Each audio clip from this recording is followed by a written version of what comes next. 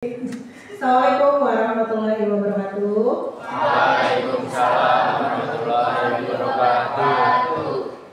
Alhamdulillah, hari ini kita akan belajar pertama kalinya mungkin buat kalian ya, masa pelajaran coding dan kecerdasan artifisial.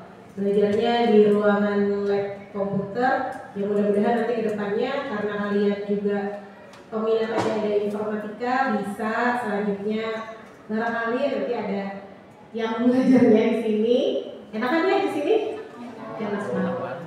Sebelum mulai seperti biasa Ibu absen dulu, tapi karena ini supaya terdengar suaranya, Ibu kalau Ibu panggil, nanti kan kalian suaranya nggak dengeran. Jadi Ibu mau sistem absennya sekarang kamu menyebutkan nama, lalu sebutkan perasaan kamu saat ini. Deg-degan, penasaran, takut, senang, ngantuk, silakan sebutkan. Mulai dari sini, ke sini, ke sana semuanya harus ngomong. Ya, nanti sambil Ibu checklist siapa yang sudah hadir.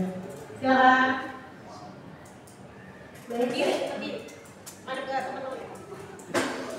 Baik, saya Nadia di Kapoduge. Perasaan yang saya rasakan saat ini, maksudnya saya sangat bilangnya kalau dalam bahasa Inggris itu excited ya. Kalau dalam bahasa Indonesia saya sangat tertarik mengenai pelajaran AI dan coding ini, jujur aja, karena salah satu dari mata pelajaran belajar juga informatika.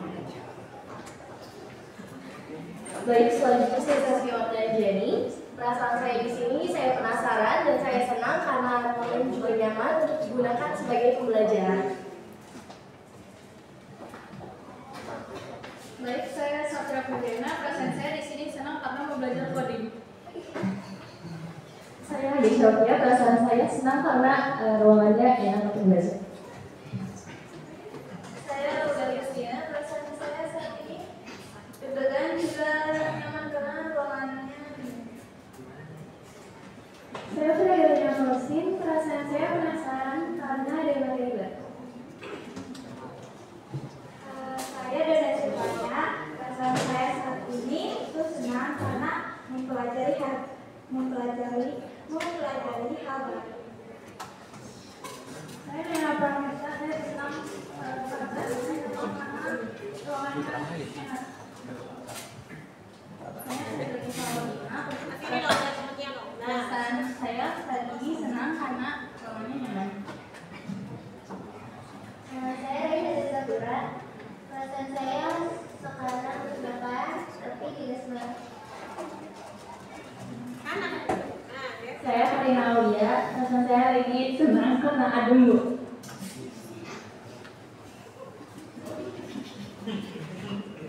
Saya senang karena di sini tempatnya nyaman.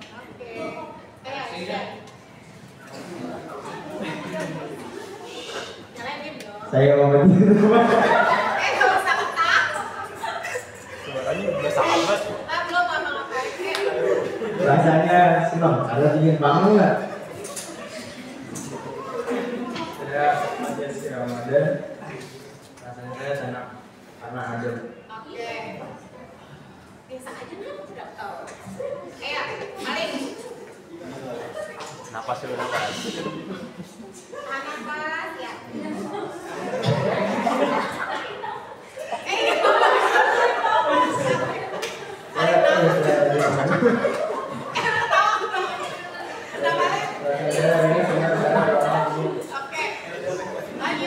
Saya Robert Belanza, perasaan saya hari ini senang karena ada. Oke. Saya Nabil Novi Ramadan, perasaan saya senang karena belajar di tempat yang dingin. Ya. Saya Madidya, perasaan saya saat ini merasa senang karena tempatnya yang dingin. Nama saya Daka Kamil Bukari, perasaan saya senang karena ruangannya adem. Saya setiap beberapa lama perasaan saya ini senang karena tempatnya nyaman. Saya Nawawi Perwana, perasaan saya saat ini senang karena tempatnya enak. Saya Nidam Fasih Setiawan, perasaan saya saat ini senang karena tempatnya nyaman dan dingin, enak untuk belajar.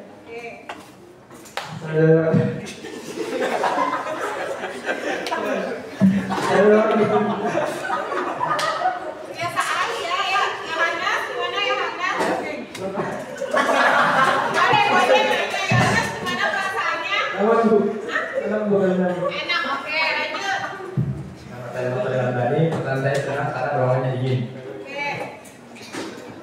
Baik, selanjutnya saya perasaan saya ini senang, penasaran, nama saya Muhammad Alvin Widianto. Perasaan saya ini senang dan penasaran karena saya sudah menantikan materi coding ini dari awal.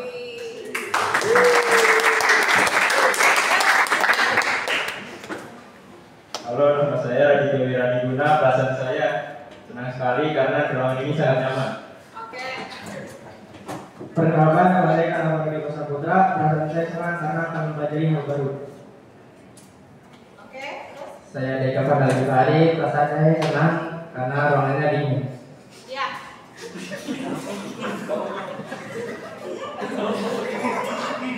Saya Zaki Dokoza. Perasaan saya senang karena ruangannya adem. Saya Panggala dari Suara. Perasaan saya senang karena ruangannya adem.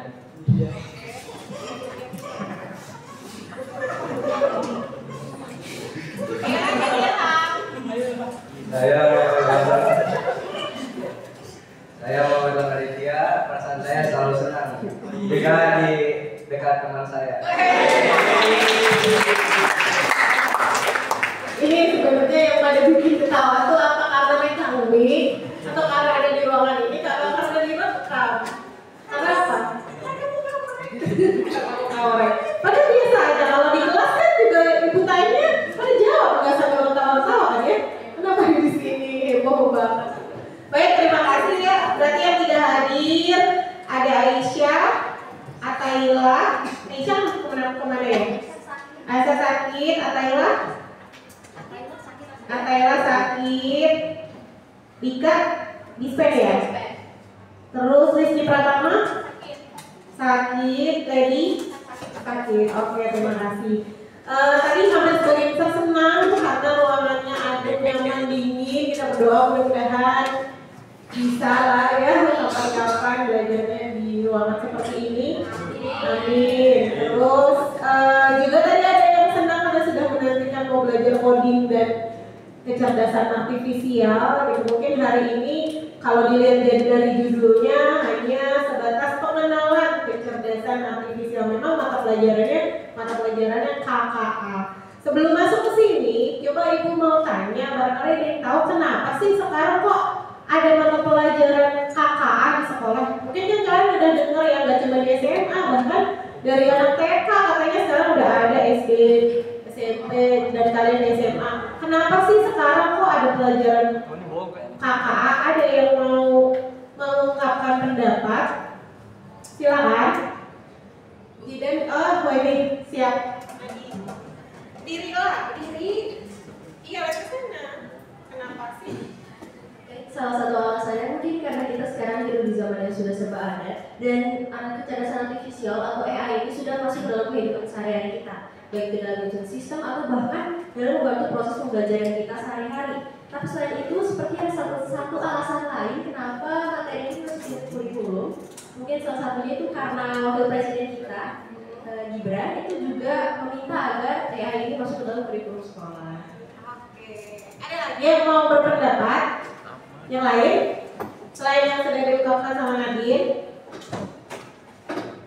Jidan mau berpendapat? Oh boleh. Ada teman-temannya ya? Pendapat saya karena sekarang kita tuh zaman semakin modern ya, semakin maju. Kalau kita ketinggalan dari negara-negara lain, misal dari Amerika, ya ketinggalan jauh kita nanti kalau kita nggak belajar materi KKA ini. Terus juga menurut saya sekarang tuh AI bahaya banget ya. AI itu sekarang bisa bikin video ataupun bikin foto-foto dengan cara kita cuma ngetik kata-katanya aja, nggak usah pakai fotonya. Jadi kita harus belajar materi KKA ini supaya kita bisa terhindar dari kegiatan kayak kegiatan tidak sehat berbasis digital gitu.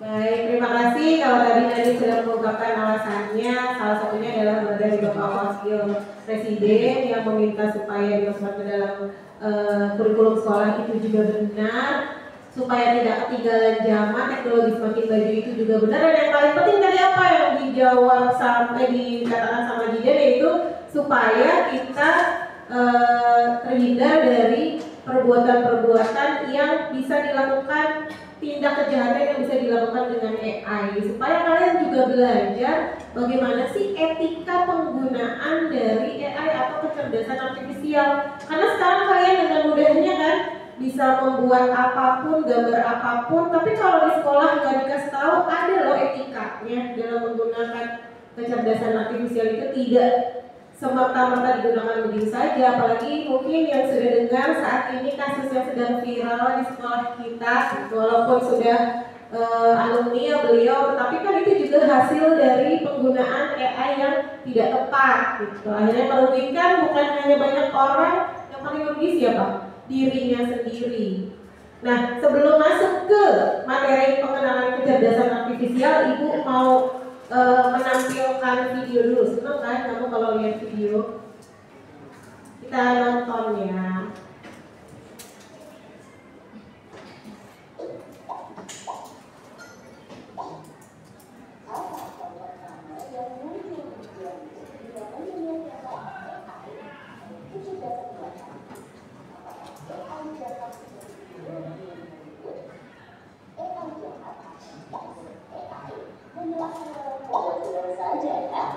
Namun sebenarnya AI sudah merupakan kenyataan dalam kehidupan sehari-hari kita. Kalian sering loh menggunakan AI. Ketika buka handphone, fitur fingerprint atau face unlock menggunakan AI untuk dapat mendeteksi sidik jari atau wajah kalian dengan lebih cepat. Ketika googling, adanya AI akan memberikan hasil pencarian yang lebih sesuai dengan minat dan kebutuhan kalian. AI juga banyak digunakan pada berbagai aplikasi loh. Contohnya fitur deepfake pada Facebook yang mampu mengenali wajah yang ada di dalam foto. Data foto juga menggunakan AI agar dapat menyesuaikan dengan bentuk wajah. Kalau kalian terbiasa nonton atau live konten K-pop misalnya, akan muncul rekomendasi konten yang enggak jauh-jauh dari K-pop juga. Bukan hanya di media sosial, rekomendasi musik atau film di aplikasi streaming, iklan produk pada e-commerce, rekomendasi dari virtual assistant seperti Google Assistant atau Siri juga menggunakan AI untuk mempelajari dan menyesuaikan dengan aktivitas yang biasa kalian lakukan. Sometimes projects can involve multiple documents. Adobe Acrobat streamlines the processes, allowing us to combine and AI juga ada pada Google Maps untuk menganalisis rute yang paling cepat dan perkiraan waktu yang dibutuhkan.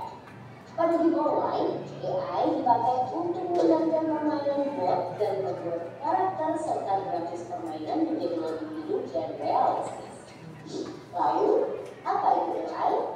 AI atau Artificial Intelligence atau kecerdasan buatan adalah sistem yang membutuhkan mesin atau komputer untuk berpikir, belajar, dan melakukan tugas seperti manusia.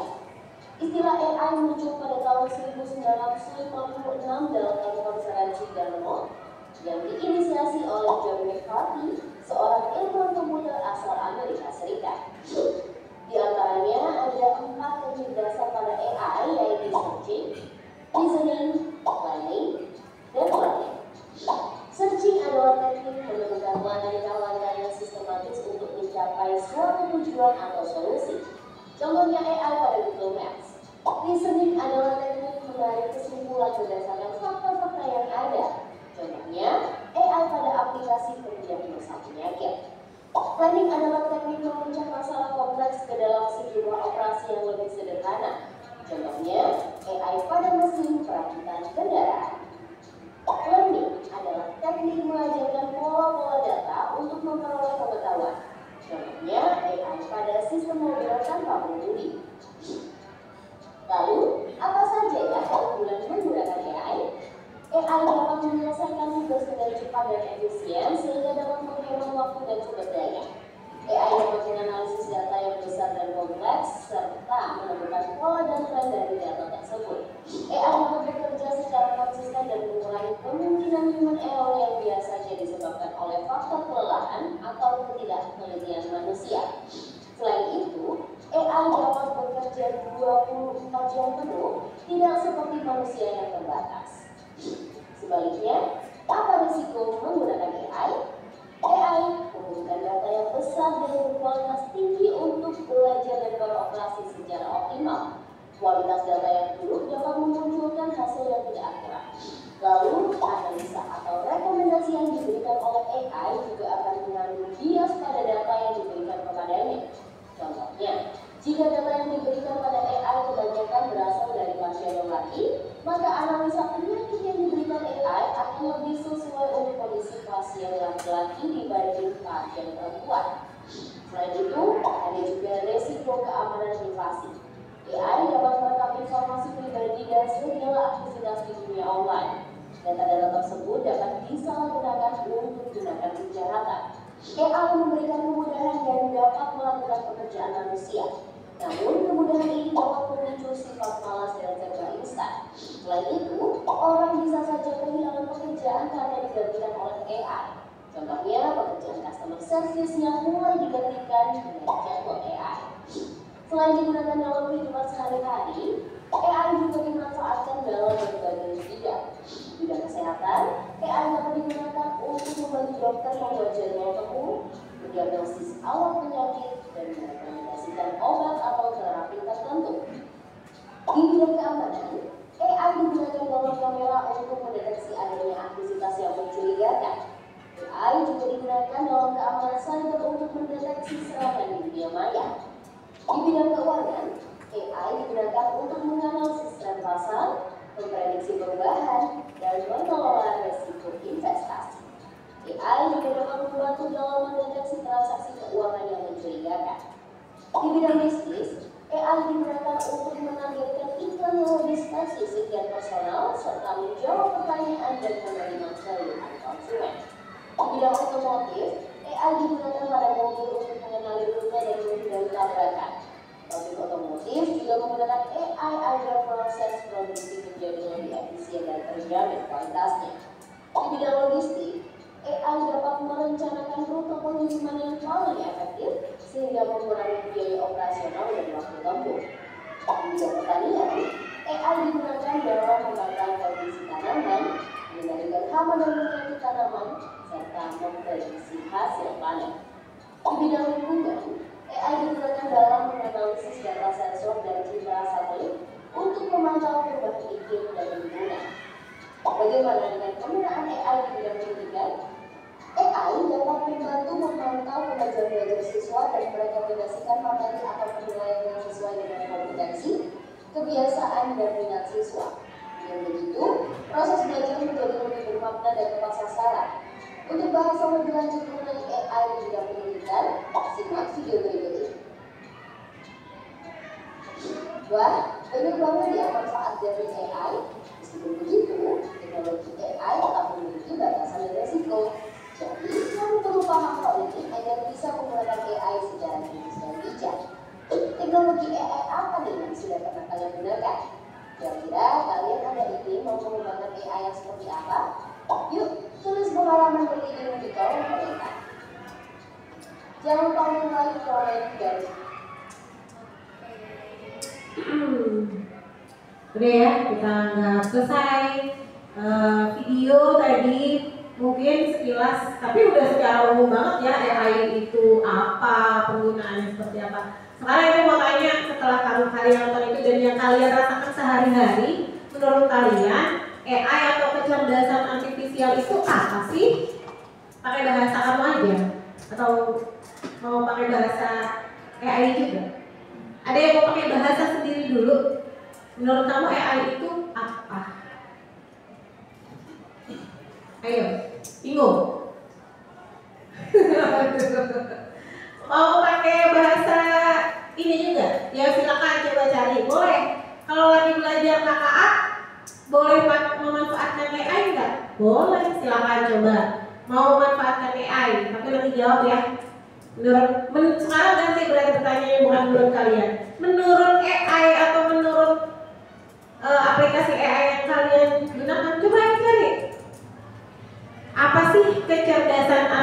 artifisial itu? Silakan nanti kalau udah nemu jawabannya boleh dibacakan hasil yang dari ChatGPT. Kalian pakainya apa biasanya? ChatGPT. Ada lagi yang lain selain ChatGPT? Gemini. Ada lagi yang lain? Meta. Ada lagi? Nggak ada. Kalau yang buat jawab soal matematika ada? Enggak. Pakai ChatGPT juga? Hah? Cici. Oh, ibu malah nggak tahu apa itu? Ada. Udah ada belum pasti jawabannya? Atau siapa yang mau jawab? Saskia mau jawab? Boleh Saskia. Apa sih AI? Boleh pakai bahasa sendiri, boleh. Mau pakai dari jawaban dari sana, boleh.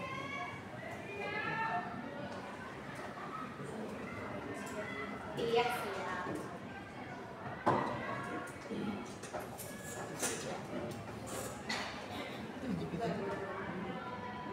Ayo, iya, silakan Saskia. Baik, di sini saya akan menjawab apakah kecerdasan artifisial itu atau AI. Jadi, AI atau kecerdasan artifisial adalah kemampuan sistem atau mesin komputer untuk melakukan tugas-tugas yang biasanya membutuhkan kecerdasan manusia, seperti memahami bahasa, mengenali gambar, memecahkan masalah, mengambil keputusan, atau belajar dari pengalaman.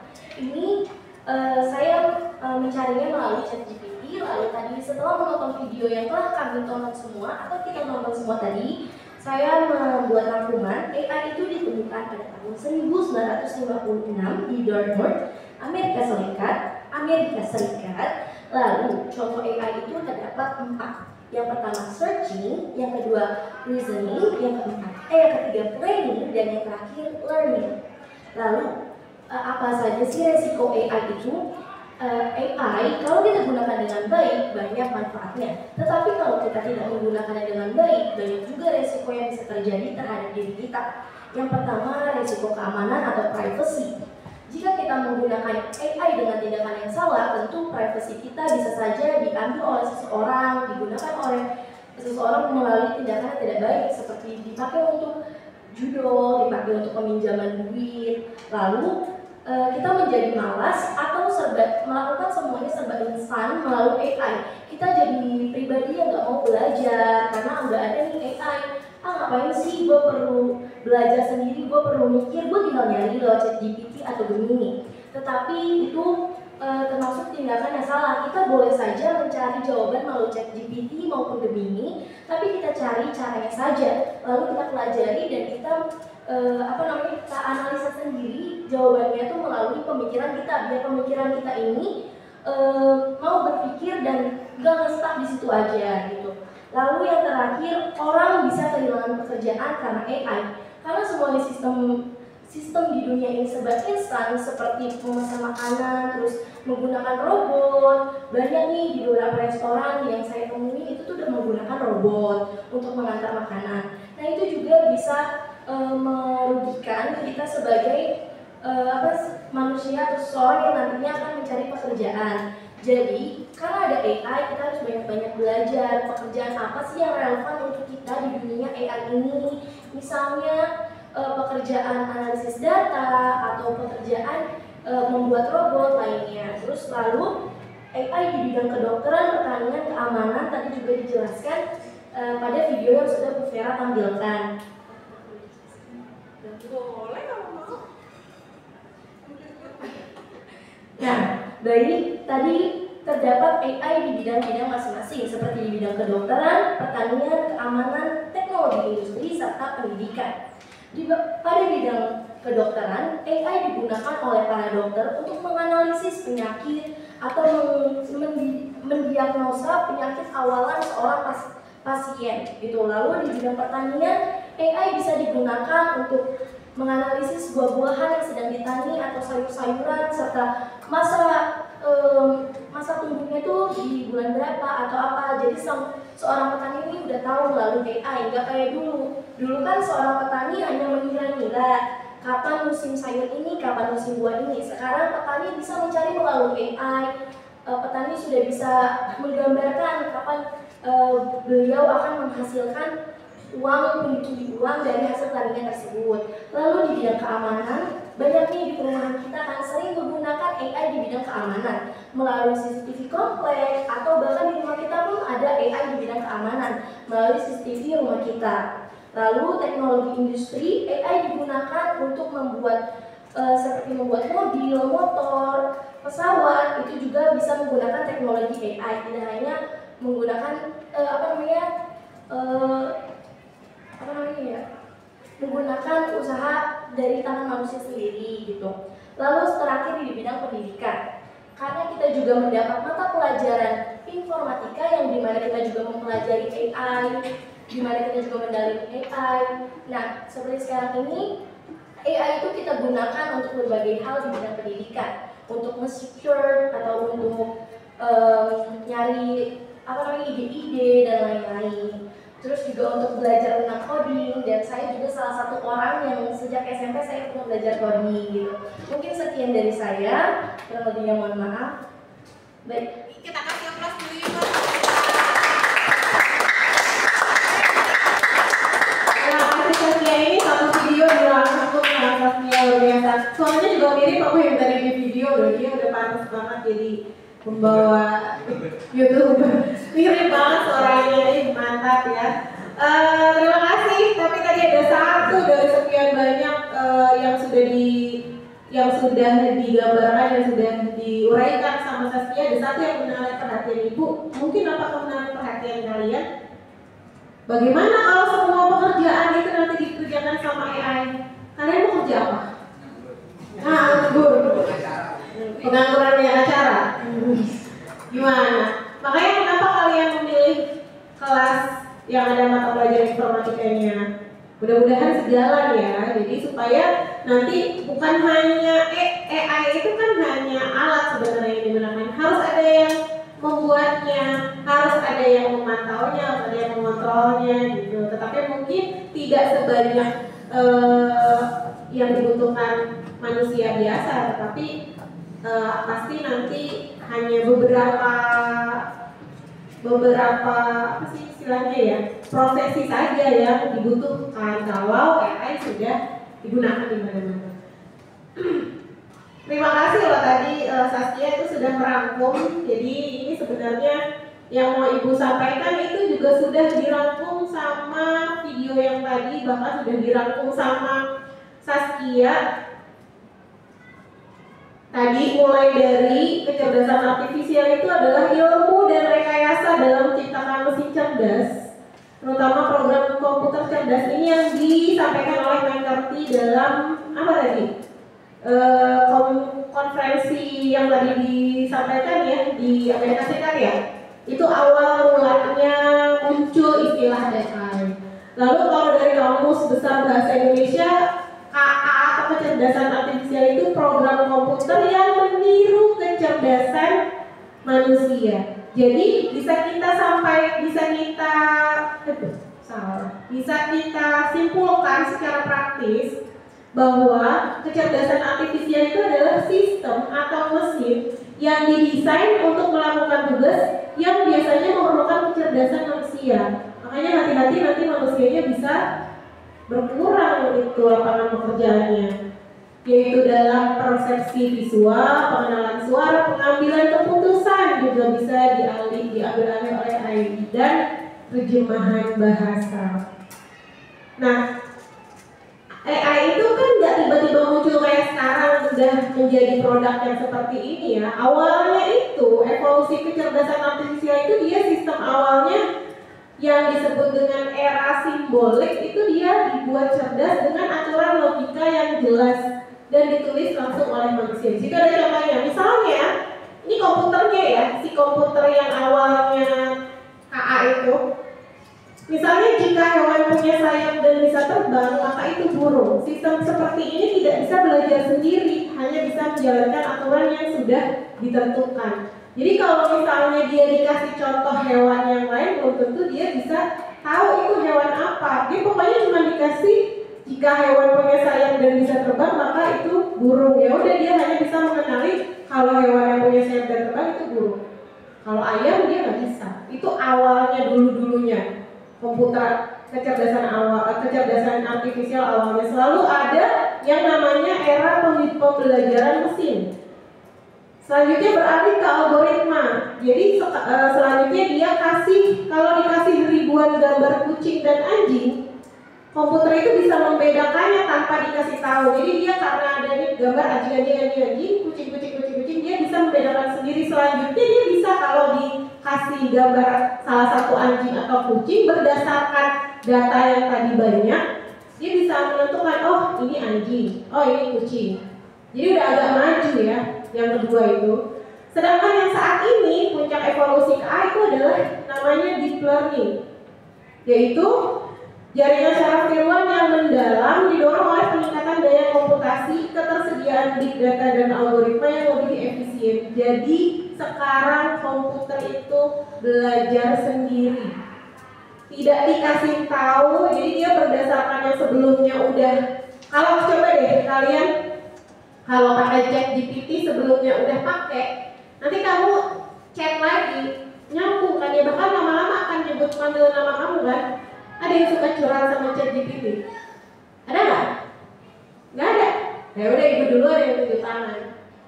Nanti lama-lama dia akan mengenali kita. Dia akan tahu bahwa kalau ibu ya, ibu guru matematika, dia akan tahu karena ibu sering nanya tentang matematika. Misalnya ibu sering nanya tentang matematika, dia jadi akan kenal sama kita. Itu salah satu sistem KA itu deep learning. Jadi yang sudah dimasukkan informasi sebelumnya dia akan ingat dan akan mempelajari.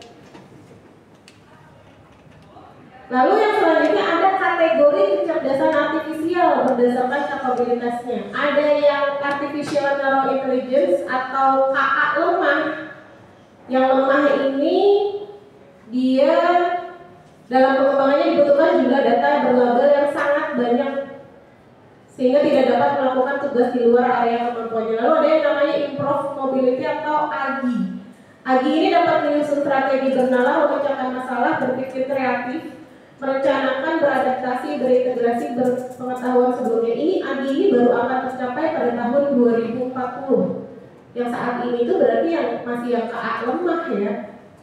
Lalu selanjutnya ada ASI atau Artificial Super Intelligence. Ini kemungkinan baru tercapai nanti pada tahun 2060. Kamu 2040 umur berapa? Siap-siap, udah ada KA yang lebih daripada sekarang. Jangan-jangan nanti pekerjaannya habis sama KA. Lalu ada yang namanya kategori A berdasarkan fungsi, yaitu Reactive Machine AI. Ini contohnya, ini sebuah sistem KA yang dirancang untuk melakukan tugas yang sangat spesifik. Lalu ada Limited Memory AI. Ini yang sekarang ya, KA yang sekarang nih yang Limited Memory AI. Contohnya ChatGPT, Gemini, Meta AI dan sebagainya. Lalu ada Theory of Mind AI. Ini belum terrealisasi. Kalau nanti udah masuk ke Theory of Mind AI itu KA itu bisa memahami pemikiran dan emosi entitas lain. Nanti kamu bisa, nanti lama-lama KA itu AI bisa merasakan emosi juga. Gimana nanti tiba-tiba ada robot yang bisa punya emosi. Terakhir ada self-aware AI. Ini yang memiliki kemampuan super. Dia memahami kondisi internal dan sifatnya sendiri beserta emosi dan pemikiran manusia. Entah nanti ke depannya bagaimana kemajuan kecerdasan artifisial AI, yang pasti kita semua harus siap dengan apapun yang akan terjadi nanti. Nah ini ada contoh-contoh yang dapat dibantu perangkat KA tuh. Siap-siap aja nanti nih lapangan pekerjaan habis semua. Asisten KA tuh kayak Google Assistant udah pakai AI, mengedit video pakai AI, nulis dan asisten rapat pakai AI, penelitian bisa pakai AI, penulisan, perbaikan tata bahasa, searching, media sosial, membuat gambar, desain grafis, semuanya bisa pakai AI. Pembuatan aplikasi dan pemrograman pun kamu pikir nggak bisa pakai AI? Bisa. Kamu nggak usah belajar coding, minta sama ChatGPT ininya pemrogramannya keluar semua. Manajemen proyek, penjadwalan, customer service, rekrutmen, Lalu ada manajemen pengetahuan, email cerdas, presentasi, membuat resume, sintesis suara, musik, marketing, semuanya bisa pakai AI. Apa sih komponen utama kecerdasan artifisial? Ada hardware atau perangkat keras, ada softwarenya. Kalau hardware-nya udah tahu ya, ada CPU, ada graphic processing unit, lalu ada CPU, tensor processing unit. Lalu ada perangkat lunaknya atau software, algoritma, lalu ada framework dan library. Ini nanti guru informatikanya yang lebih paham. Lalu ada infrastruktur data atau big data. KA butuh data dalam jumlah sangat besar untuk bisa belajar dan jadi pintar. Kesimpulannya, agar sistem KA bisa berjalan, dia harus punya hardware. Hardware itu untuk memproses dan menangkap data. Lalu dia harus punya software untuk mengajari komputer cara berpikir dan punya data sebagai bahan utama agar komputer bisa belajar. Apa saja karakteristik kecerdasan artifisial? Bisa belajar dari data, bisa belajar dari pengalaman dan kesalahan. Biasanya kamu pernah nggak nyari soal terus jawabannya salah? Pernah nggak? Terus kamu bilang ini salah jawabannya, dia nanti jawabnya apa? Oh, dia baik saya salah. Iya. Ya baik. Mohon maaf sebelumnya saya salah di sini kan ya. Dia belajar dari kesalahan. Lalu bisa memprediksi sesuatu, bisa mengenali pola tersembunyi, tetapi KA itu tetap tidak sama dengan kecerdasan manusia. KA memang canggih tapi tetap punya batasan ya. KA tidak punya akal, emosi, atau intuisi. KA hanya bisa belajar dari data yang ada. Misal, kalau kita manusia bisa langsung tahu mana kucing mana anjing hanya melihat beberapa kali, tapi kalau KA dia butuh ribuan gambar agar tahu bedanya. Apa bedanya mesin cerdas dengan mesin biasa? Mesin cerdas itu kalau pakai KA bisa belajar dari pengalaman, menyesuaikan diri dan mengambil keputusan sendiri. Sedangkan mesin biasa itu hanya bisa jalan kalau kita perintah. Mesin biasa tuh kayak mesin cuci, televisi itu kan kalau kita nyalain ya nyala, nggak bisa berjalan sendiri kan. Nabi lagi nyari jawabannya, nanti ibu tanya nih. Perbandingan kecerdasan artifisial dan kecerdasan manusia. Coba sekarang bedanya KA sama manusia apa sih, Nabil? Bedanya kan tadi kan katanya KA itu atau AI itu katanya mesin yang bekerja seperti manusia kan, menggunakan kecerdasan manusia. Sekarang pasti ada bedanya dong, namanya dia mesin ciptaan manusia sama manusia itu sendiri. Bedanya apa? Boleh dibaca, kan ada itu ya. Dibaca. Oh nggak melihat. Sebelahnya deh, sebelahnya atau sebelahnya nih. Baca. Kecerdasan artifisial tidak memiliki perasaan, hanya mengikuti instruksi. Sedangkan kecerdasan manusia bisa berpikir sendiri dan memiliki perasaan serta kreativitas untuk berinovasi dan menciptakan ide baru. Oke, contohnya gimana? Contohnya, kalau kamu menggunakan, kalau kamu curhat sama ChatGPT sama curhat sama manusia, coba bedanya apa? Nih, katanya pertama kalau kecerdasan artifisial tidak memiliki perasaan, hanya mengikuti instruksi. Kalau curhat sama manusia? Mungkin kalau ChatGPT jawabnya kalau lagi curhat tuh agak kaku, mungkin berbeda dengan manusia gitu. Kalau manusia? Kalau manusia kan karena punya perasaan. Jadi jawabannya ya gitulah. Ya gitulah. Boleh aku kasih contoh? Kalau kamu nanya sama ChatGPT pernah memaki kamu nggak? Pernah nggak memaki kamu? Pernah nggak dia marah sama kamu? Nggak pernah kan? Karena dia memang sudah disetting untuk menjadi yang terbaik bagi yang menggunakannya. Coba kamu curhat sama teman kamu. Dia baik. Maki-maki bu. Bandingin bu. Coba, iya itu bedanya.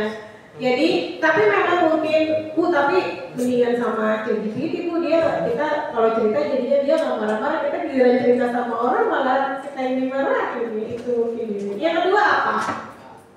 Coba nih. Baca yang kedua. Kecerdasan artifisial yang kedua belajar dari data dan program yang diberikan. Kalau kecerdasan manusia bisa belajar banyak hal yang berbeda dan beradaptasi dengan lingkungan melalui interaksi sosial. Contohnya?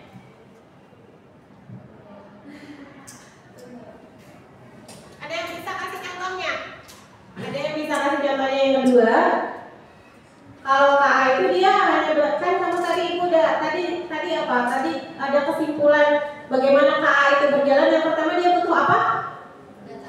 Yang pertama hardware untuk menangkap datanya. Yang kedua dia butuh software itu untuk apa tadi? Untuk mengajari si komputernya itu. Yang ketiga butuh data. Jadi kalau KA nggak ada data atau datanya tidak lengkap, dia bisa nggak menyelesaikan masalah? Nggak bisa. Yang ngasih data siapa? Manusianya. Makanya walaupun ada AI, manusia juga tetap diperlukan karena manusia yang akan ngasih datanya. Makanya KA itu hanya bisa belajar dari data yang diberikan. Sedangkan kalau manusia belajarnya dari mana?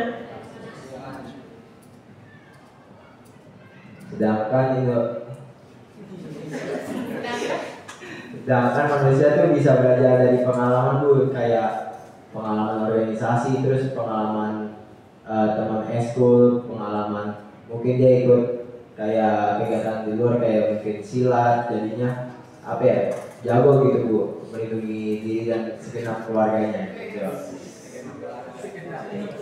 Oke, kalau yang ketiga, ilham yang ketiga, perbedaan KA dan kecerdasan manusia. Yang ketiga itu kalau KA hanya memahami hal yang ada dalam datanya, sedangkan kecerdasan manusia bisa memahami konteks yang luas. Lanjut yang keempat. Yang keempat, kalau KA hanya bisa membuat keputusan berdasarkan angka dan pola, sedangkan kecerdasan manusia bisa membuat keputusan dengan pertimbangan emosi, nilai moral, dan etika. Ada contohnya? Kayak Manggala boleh contohnya. Boleh yang ketiga atau yang keempat contohnya? Nggak tahu. Kalian kalau masuk yang anak SMP apa SMA apa SD yang katanya bukan pacaran ya, yang nyaman berinteraksi sama AI sampai dia melakukan interaksi yang tidak senonoh ya, maksudnya tidak sewajarnya antara ya ini jangankan antara dua manusia ya, ini antara manusia sama AI lah gitu. Tapi ibu juga kurang tahu itu AI-nya apa. Ada yang tahu itu AI-nya yang dipakai apa? Kalau ada yang tahu berarti pernah memakai. Ada yang tahu AI-nya apa ya gitu. Tapi pernah dengar beritanya? Pernah dengar beritanya nggak? Iya, jadi ada seperti itu ya, anak SMP kalau nggak salah. Iya SMP ya? Iya anak SMP kan, cewek. Oh nggak dengar beritanya? Iya, jadi ada anak yang mungkin yang cenderung pendiam, introvert mungkin ya, dan dia nyaman bercerita dengan AI. Yang kalau cuma cerita sama seperti ibu tadi itu juga sering loh curhat sama ChatGPT dan kebetulan jawabannya membuat kita nyaman.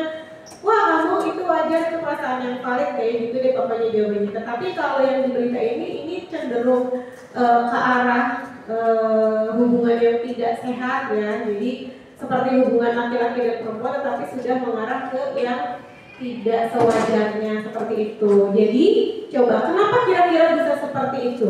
Karena tadi apa?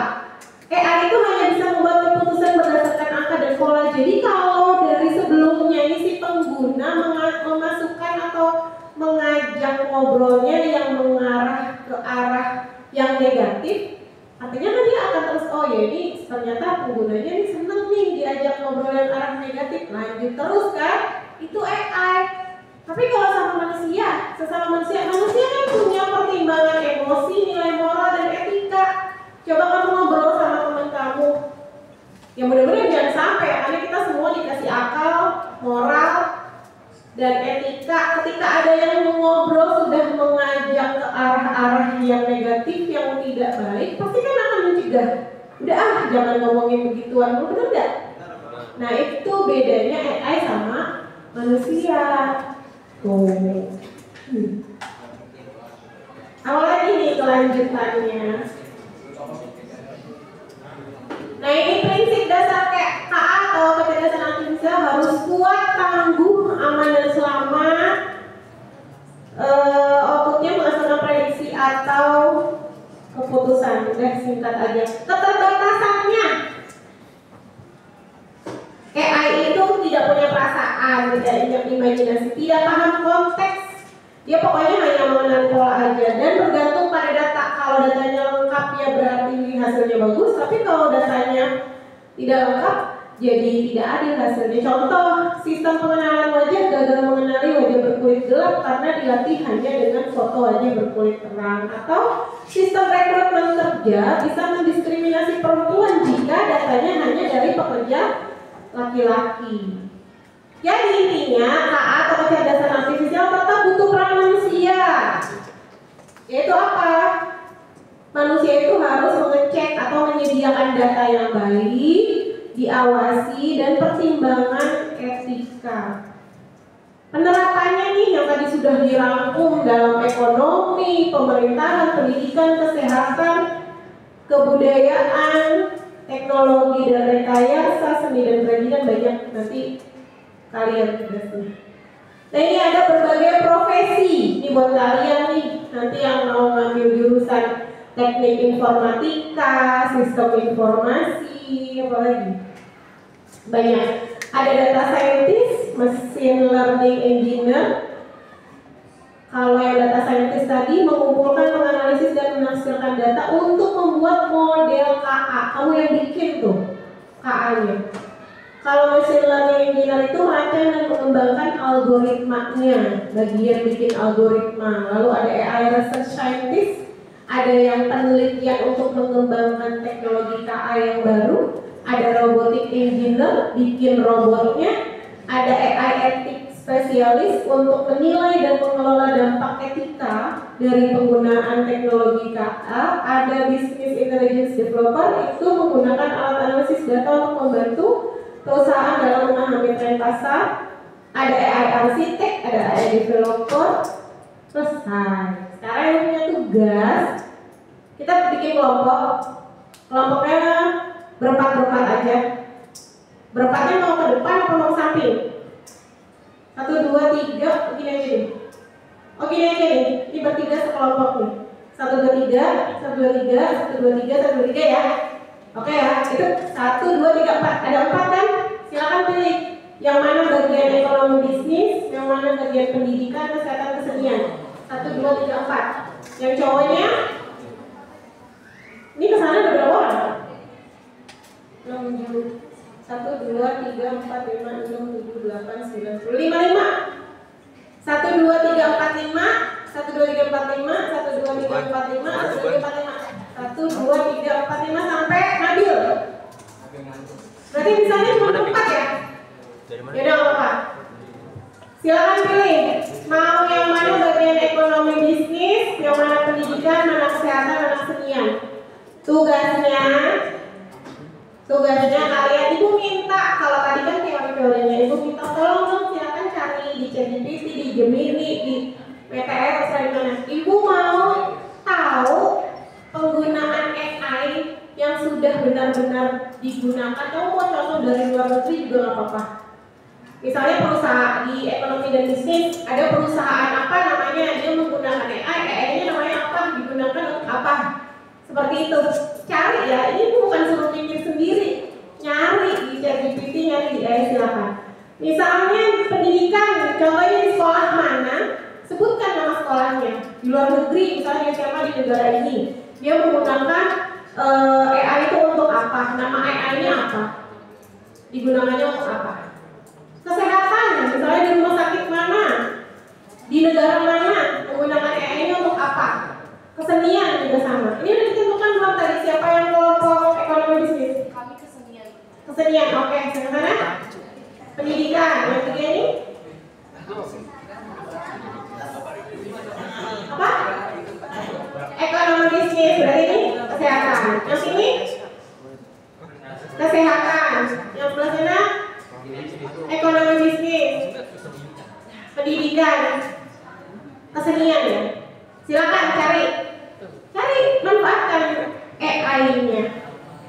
Nanti perwakilan kelompoknya membacakan. Boleh Bu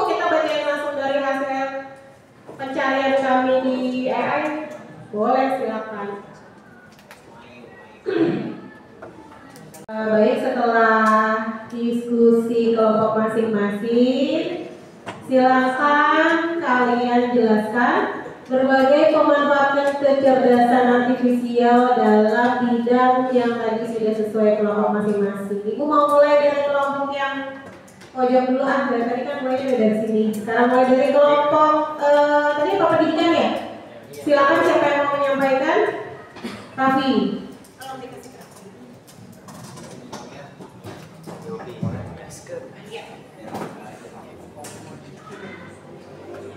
Baik, assalamualaikum warahmatullahi wabarakatuh. Saya selaku perwakilan dari kelompok bidang pendidikan. Di sini saya ingin menjelaskan terkait tentang pemanfaatan perangkat kecerdasan artifisial atau KA dalam bidang pendidikan. Yaitu ada satu sistem pembelajaran adaptif atau adaptive learning. Fungsinya itu untuk menyelesaikan materi, metode, dan tingkat kesulitan soal sesuai kemampuan dan daya belajar siswa. Manfaatnya itu ada siswa belajar dengan ritme masing-masing sehingga lebih cepat memahami materi. Contoh, platform e-learning yang mengubah soal otomatis berdasarkan nilai ujian sebelumnya. Yang kedua ada asisten guru atau tutor virtual. Fungsinya itu untuk menjawab pertanyaan siswa, memberi penjelasan tambahan, dan menyediakan materi soal kapan saja. Dan manfaatnya itu membantu siswa belajar di luar jam sekolah tanpa harus menunggu guru. Contoh, chatbot pendidikan seperti ChatGPT atau Socrative by Google. Yang ketiga ada penilaian otomatis atau automatic grading. Fungsinya itu untuk memeriksa ujian pilihan ganda, esai atau laporan praktikum secara otomatis. Dan manfaatnya itu ada untuk menghemat waktu guru dan memberikan hal yang objektif. Contohnya itu AI yang memberi skor esai berdasarkan struktur, tata bahasa, dan relevansi isi. Yang keempat ada deteksi kesulitan belajar. Fungsi dapat menganalisis data nilai, kehadiran, dan partisipasi untuk mengidentifikasi siswa yang membutuhkan bantuan tambahan. Dan manfaatnya itu guru bisa memberikan pendampingan lebih cepat sebelum masalah belajar memburuk. Contoh, sistem e-learning sekolah yang memberi peringatan jika siswa sering gagal di topik tertentu. Yang kelima, ada pembuatan materi interaktif. Fungsinya itu dapat membuat simulasi, animasi, dan latihan interaktif untuk menjelaskan konsep sulit. Manfaatnya itu dapat membuat pembelajaran lebih menarik dan mudah dipahami. Contoh, laptop virtual untuk eksperimen kimia atau fisika. Dan yang keenam, ada penerjemahan otomatis. Fungsinya itu yaitu menerjemahkan buku, artikel, atau materi pelajaran ke berbagai bahasa. Manfaatnya itu dapat mempermudah siswa dari latar belakang bahasa yang berbeda untuk memahami materi. Dan contohnya itu ada Google Translate dengan AI untuk menerjemahkan artikel ilmiah.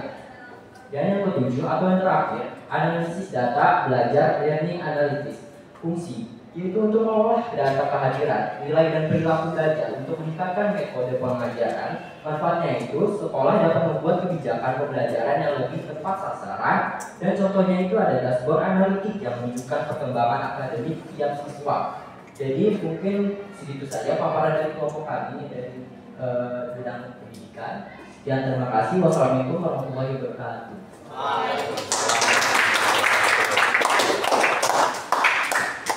Terima kasih Raffi, luar biasa banyak sekali ya ini dalam bidang pendidikan bisa-bisa guru terganti.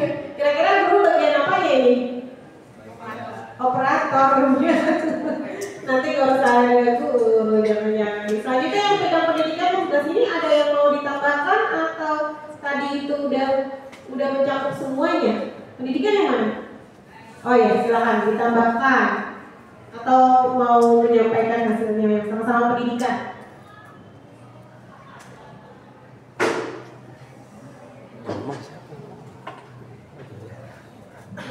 Untuk yang dijelaskan oleh pendidikan itu sudah sangat lengkap. Cuman kita ingin menambahkan contoh nyatanya dalam kehidupan sehari-hari. Kita ambil contoh di Beijing, Cina, salah satu sekolah SMP atau Hongji Middle School. Mereka memanfaatkan AI untuk mendukung pelajaran-pelajaran dalam sistem pendidikannya. Contohnya dalam bahasa Inggris, mereka menggunakan AI untuk mengoreksi pengucapan secara instan. Kemudian untuk bahasa Mandarin, menggunakan sistem penilaian AI untuk meningkatkan kemampuan menulis. Di pendidikan Ismani juga menggunakan AI yang merekam dan menganalisis performa individu untuk bimbingan personal. Mungkin cukup sekian kita bahas.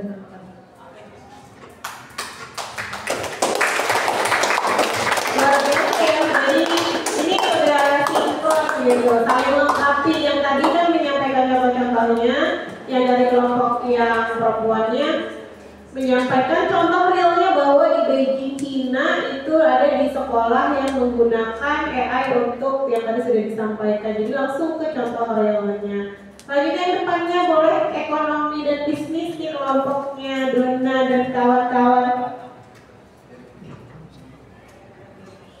Ini saya perwakilan dari kelompok ekonomi dan bisnis. Ini menjelaskan nama AI dan fungsinya. Di sini AI dalam bidang ekonomi dan bisnis menggunakan AI chatbot dan UI atau otomatisasi proses bisnis atau RPA. Di bidang ekonomi dan bisnis sangat beragam dan memberikan dampak signifikan terutama dalam meningkatkan efisiensi operasional dan kualitas layanan pelanggan. Kedua, AI ini bisa memberikan respon instan terhadap pertanyaan pelanggan kapan saja, bahkan di luar jam kerja.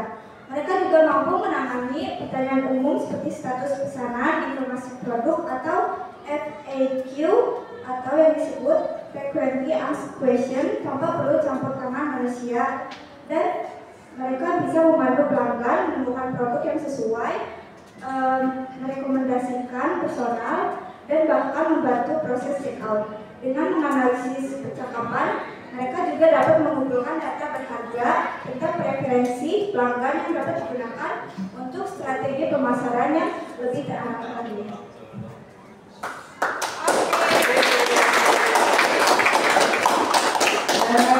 Terima kasih. Tadi yang sudah disampaikan langsung contohnya ya, berikutnya boleh ditanggapi atau diberikan contoh yang lain oleh kelompok ekonomi dan bisnis yang satu lagi. Silakan siapa perwakilannya tadi?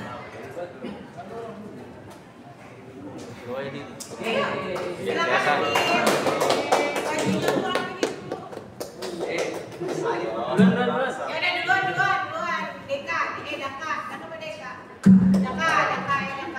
Jadi dah. Baik, saya akan menambahkan jawaban dari Dona. Yang pertama, saya ingin menambahkan pemanfaatan AI di bidang dalam bidang hiburan dan streaming. Contoh perusahaannya ada perusahaan Netflix, Spotify, yaitu mereka menyimpan konten digital dalam film atau musik kegiatan pengguna dan memberi rekomendasi yang dipersonalisasi. Sekian, terima kasih. Langsung contohnya di industri hiburan, yaitu di Netflix. Siapa yang suka nonton Netflix? Ya, atau kan kalau kita udah setelah itu biasanya nontonnya kebanyakan bentuknya yang thriller gitu, jadinya keluar semua yang itu judulnya. Kalau yang suka horor pasti kan akan keluar horor lagi itu adalah AI-nya. Silakan. Yang ini kelompok apa tadi? Kesehatan. Siapa perwakilannya? Pasya. Ada kelompok sampai di ini masalahnya. Ini kayak cocok-cocok ada PS bantu biasa. Besok ada Ini saya akan menjelaskan tentang hasil pencarian saya, yaitu tentang pemanfaatan KA di bidang kesehatan. Di bidang internasional yang pertama itu ada Agen Hospital, yaitu di Cina. Rumah sakit AI pertama di dunia yang sebelumnya dijalankan oleh agen virtual, 14 dokter AI dan 4 perawat AI. Dibangun oleh Universitas Tsinghua, dapat menangani hingga 3.000 pasien per hari, dengan akurasi diagnosa mencapai sekitar 93%. Selain itu, fasilitas ini juga berfungsi sebagai pusat pelatihan simulasi bagi mahasiswa program. Yang kedua itu ada Maya Klinik yang terdapat di Amerika Serikat, yaitu menggunakan AI untuk mendeteksi kejang pada pasien epilepsi yang tahan obat, serta bisa mempercepat diagnosis melalui algoritma canggih. Dan yang ketiga itu ada di Cleveland Clinic di Amerika Serikat, memanfaatkan AI untuk optimisasi dokumentasi medis, mencatat yang ditemu, membuat ringkasan kunjungan, serta mengurangi beban administratif bagi tenaga medis. Sekian, terima kasih. Wah, ini bukan cuma guru dan yang menggantikan lama dokter juga ya. Udah ada contohnya di Cina juga, Cina lagi. Tadi yang terakhir ada pengadministrasiannya sudah tidak menggunakan tenaga, dia menggunakan AI. Boleh ditambahkan sama kelompok kesehatan yang dari sini, silakan. Tadi kan kalau yang Ali jelasin itu langsung contohnya ya. Di sini saya mau menjelasin dalam bidang diagnosisnya. Artificial intelligence itu telah digunakan dalam bidang diagnosis medis yang mampu menganalisis hasil citra medis seperti foto ronsen, MRI, dan CT scan dengan kecepatan dan akurasi yang tinggi. Yang Ali kasih contoh tadi kan di luar negeri ya. Kalau di sini saya mau ngasih contoh yang ada di Indonesia.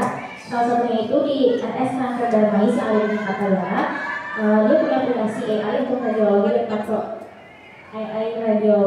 AI untuk radiologi dan patologi itu untuk mendukung diagnosis kanker melalui analisis citra radiologi dan patologi berbasis AI.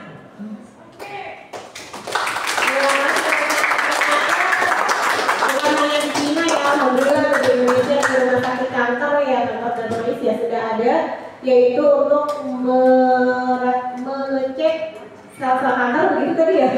Begitulah kurang lebih. Silakan nanti yang mau jadi di bidang kesehatan bisa diaplikasikan. Yang terakhir di bidang kesenian.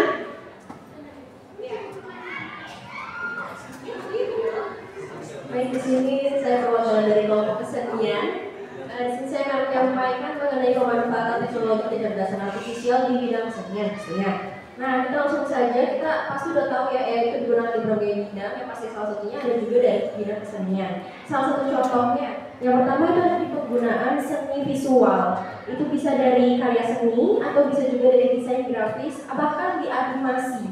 Jadi kita tahu nih, beberapa waktu yang lalu itu pernah trending, suatu tren, art style Ghibli ya. Art style Ghibli yang dimana foto atau video kita itu bisa diubah menjadi Ghibli, seperti film Ghibli menggunakan AI saja. Nah, itu salah satu penggunaan dari AI di bidang kesenian. Lalu selanjutnya ada dari seni musik dan juga suara. AI ini bisa membuat musik seperti kita membuat gambar pada umumnya. Kita bisa menulis saja, kita bisa menulis promptnya saja. Lalu AI ini sudah bisa membuat musik. Bahkan ada juga saat ini AI yang bisa membuat musik dari kata-kata asal dan kata-kata random. Kita bisa saja nulis tukang bakso berhenti di Indomaret. Nah, itu bisa jadi lagu, bisa jadi sebuah lirik lagu. Nah, tapi selain itu ini juga pernah memberikan dampak yang kurang baik juga ya. Jadi penggunaan AI di bidang kesenian ini cukup ditolak oleh masyarakat karena pertama itu tergabung dengan hak cipta dari AI ini masih rancu dan tidak jelas. Dan juga yang kedua, penggunaan AI di bidang kesenian seakan-akan menghilangkan makna asli dari seni itu sendiri. Yang dimana seni itu dinilai dari proses, bukan cuma hanya hasil. Sementara kalau kita pakai AI itu cuma dalam 3 detik sudah jadi. Seperti salah satunya itu ada yang menentang keras mengenai tren Ghibli kemarin karena pembuat aslinya yaitu Hayao Miyazaki dari Jepang itu menghabiskan sekitar 2-3 tahun untuk membuat satu filmnya. Bahkan ada satu scene sendiri yang berdurasi 20-an detik dan itu dibuat dalam 1 tahun karena itu dibuat langsung dengan tangan dan 2 kertas. Sementara kalau dari AI itu cukup dengan hitungan detik. Ya, terima kasih. Terima kasih. Kalau jadi animator itu udah sesuai. Kalau yang sekarang tahu yang lagi trending juga nih yang film merah putih. Gitu. Mungkin kan bagusan AI hasilnya. Silakan ada yang mau ditambahkan dari kelompok yang pria-pria.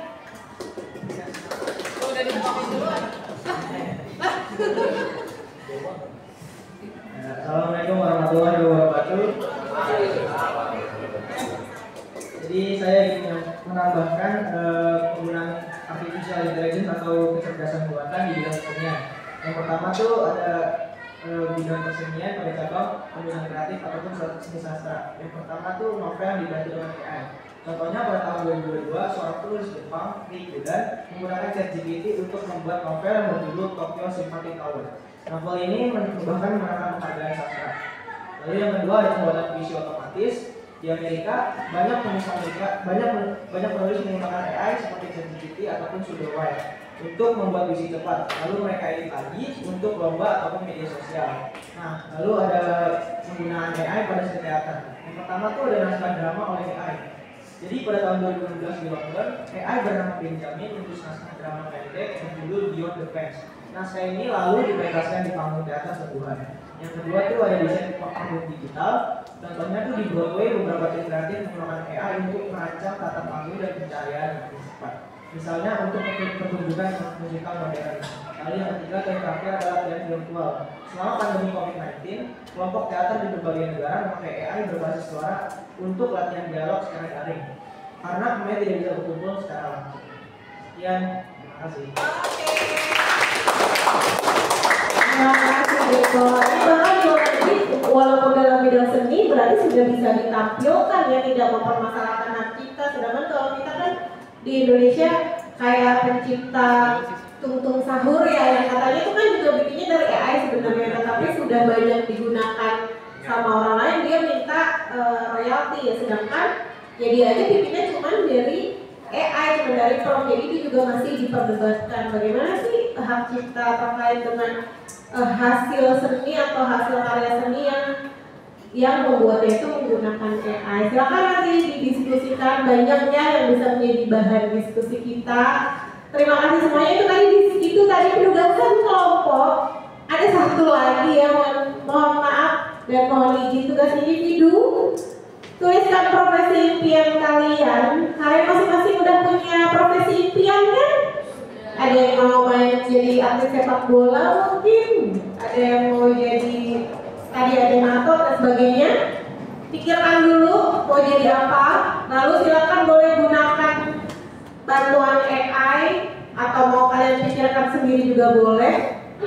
Tuliskan, buatlah konsep inovasi perangkat KA yang dapat membantu pekerjaan kalian. Yang mau jadi guru, saya kalau mau jadi guru mau bikin ini. Bu boleh pakai bantuan ChatGPT, boleh silakan. Sekarang cari dulu, nanti hasilnya ditulis di Padlet ya. Nanti Bu kirim ibu tampilkan barcode-nya. Sekarang kamu cari dulu profesinya mau apa, lalu konsep perangkat KA-nya apa. Kalau ini nggak usah dibacakan, nanti setelah dapat dikirim udah selesai. Ibu bikin link Padlet-nya dulu sebentar.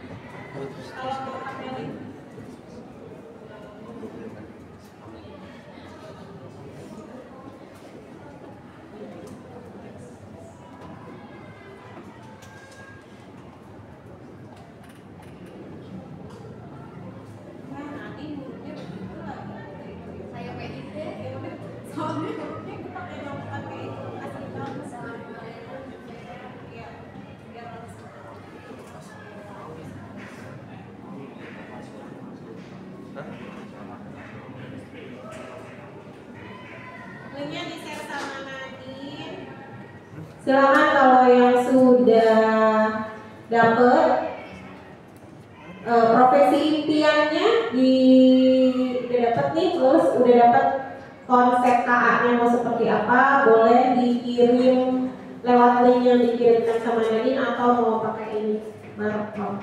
Kayaknya enak pakai link ya. Pakai link aja ya, ini di Google aja.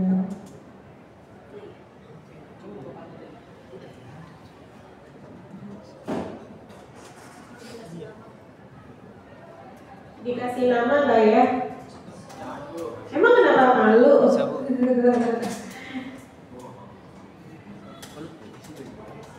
Ini profesi guru, mau jadi pengacara, mau jadi apa ya kalau yang hubungannya sama informatika, bekerja di bidang informatika lah pasti ada gitu, cari aja. Bu, saya copy paste langsung dari ChatGPT-nya, boleh silahkan. Nanti kamu udah baca ya, jangan dari baca dulu sampai dia nggak sesuai. Boleh lah dikasih nama biar ibu tahu.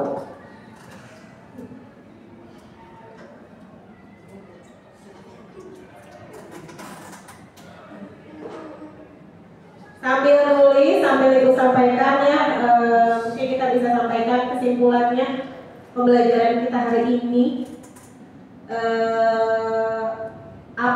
Apa sih itu AI atau kecerdasan artifisial, pemanfaatannya di bidang apa saja, apa kelebihan dan kekurangannya, apa perbedaannya dengan kecerdasan manusia, bahkan terakhir juga ada etika penggunaannya. Mudah-mudahan tadi semuanya sudah bisa kalian pahami biar kedepannya dalam menghadapi AI atau kecerdasan artifisial bisa berjalan selaras ya. Jadi kita dengan kemajuan teknologi itu bukannya kita hindari, tetapi ya kita harus siap menerima itu dan kita harus siap menjadi yang menggunakan teknologi, jangan kalah gitu. Ada yang mau menyimpulkan pembelajaran hari ini yang tadi sudah disampaikan? Ini Pasha lagi nulis. Ayo simpulkan. Kesimpulannya hari ini kamu tadi selama dari jam berapa tadi kita di sini? Kamu belajar apa saja sih? Silakan.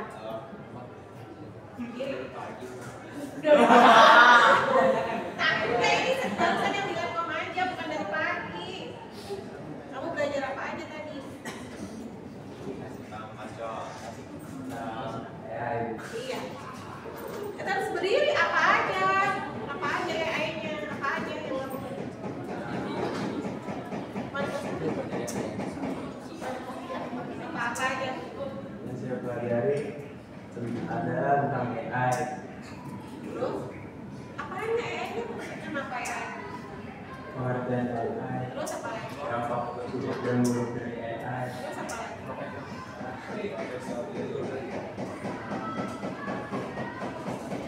Itu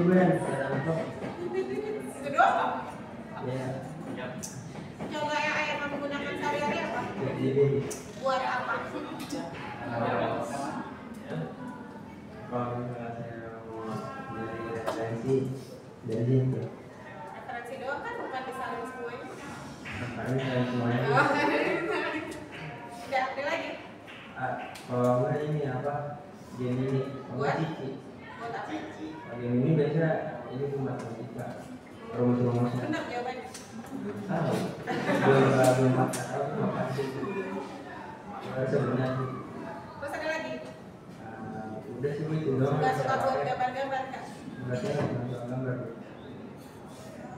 Oke, terima kasih Pasha. Saya sehari menggunakan ChatGPT, Gemini atau Cici ini buat referensi, jawab soal. Benar-benar buat referensi aja ya, bukan buat jadi salin semuanya jawabannya. Ada lagi yang mau menambahkan barangkali sehari-hari pakai AI apa selain yang tadi? Ada yang suka bikin gambar mungkin? Ada yang nanti suka bikin gambar nggak? Pakai AI? Pakai aplikasinya apa? Oh peta juga bisa sama dia. Baik, mungkin nanti bisa menyusul kalau yang belum, tapi nanti mohon dikirim ya. Kita akhiri pembelajaran hari ini. Mengucapkan terima kasih banyak. Mudah-mudahan dapat dipahami. Sebelum diakhiri kita berdoa dulu. Tadi pas mau mulai nggak berdoa ya, kalau pas sekarang kan mau pulang. Mana KM-nya siapa sih? Nggak ada ya di chat. Oke, siapa wakil? Oke, siapin ya. Berdoa beneran, HP-nya disimpan dulu. Nanti kalau yang belum selesai nanti dilanjutin lagi.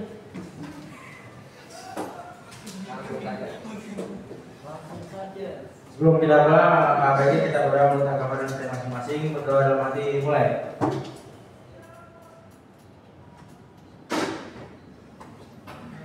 Amin.